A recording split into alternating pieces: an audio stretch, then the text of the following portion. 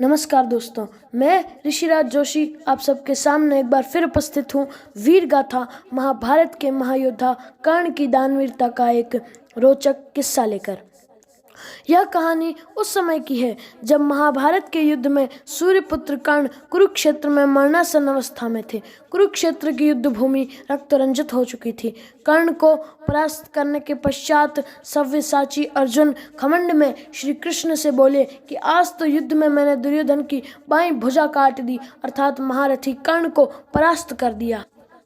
अर्जुन की घमंड भरी वाणी सुनकर वासुदेव श्री कृष्ण बोले, अर्जुन, कर्ण सूर्यपुत्र है, उसके कवच और कुंडल देवेंद्र के द्वारा प्राप्त किए जाने पर ही तुम उसे मार सके, वरना आज वह युद्ध भूमि में तुम्हारा अंत कर देता। वह वास्तव में शूरवीर होने के साथ साथ दानवीर भी है।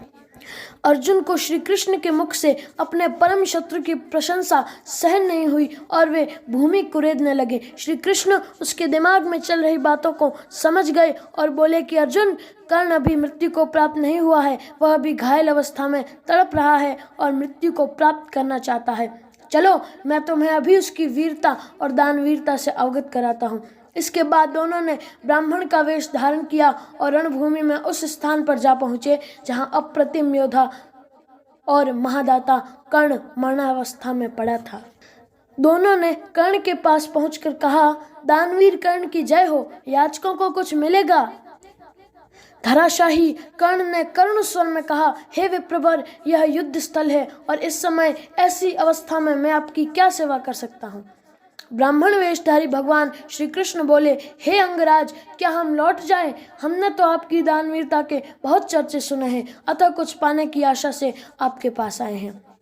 कर्ण ने ब्राह्मणों से पूछा, हे विप्रवर, क्या मैं आपको जो भी दूंगा उसे आप सहर्ष स्वीकार करेंगे? वे बोले, अवश्य, हमें बहुत प्रसन्नता होगी अगर आप हमारी मनोकामना पूर्ण करेंगे। तब कर्ण ने तुरंत अपना हाथ अपने मुख में डाला और झटके के साथ 2 दांत तोड़ निकाले और कहा, लीजिए विप्रवर, यह दांत मैं आपको समर्पित करता हूँ जो स्वर्ण से मढ़े हैं और मैंने सदा ही स्वर्ण का ही दान किया है। ब्राह्मण बोले, महाराज की जय हो, पर यह स्वर्ण झूठा है, अतः हम इसे स्वीकार नहीं कर सकते। कर्ण बोला, आप ठीक कह रहे हैं विप्रवर, मेरी बुद्धि भ्रष्ट हो गई थी, अतः मुझे क्षमा करें। फिर वह रक्तरंजित अवस्था में ही खिसकता हुआ अपने धनुष और बाण की ओर बढ़ा और धनुष पर प्रत्यंचा चढ़ाकर गंगा मैया का स्मरण कर उसने तीव्रता से बाण छोड़ दिया। उसी तेजी के साथ गंगा की अमृत धारा कर्ण के पास पहुंची। कर्ण ने गंगा के पवित्र जल से अपने स्वर्ण खचित दांत शुद्ध करके जैसे ही हाथ आगे बढ़ाया और ऊपर की ओर सिर उठाकर देखा तो उसने देखा कि उसके सामने प्रभु श्री हरि अपने विराट रूप में खड़े थे। उनके दर्शन करते ही कर्ण ने हाथ जोड़े और उन्हें नमन कर अपने प्राण त्याग दिए। अर्जुन हतप्रभ खड़े रहकर उन्हें देखते ही रह गए और कर्ण की दानवीरता के समक्ष अपना शीश श्रद्धा से झुका दिया। अर्जुन का दर्प चूर चूर हो चुका था और प्रभु मंद मंद मुस्कुरा रहे थे। धन्यवाद। अगर ये वीडियो आपको पसंद आया हो तो चैनल को सब्सक्राइब करें और वीडियो को लाइक और शेयर करना न भूलें। धन्यवाद। जय श्री कृष्ण।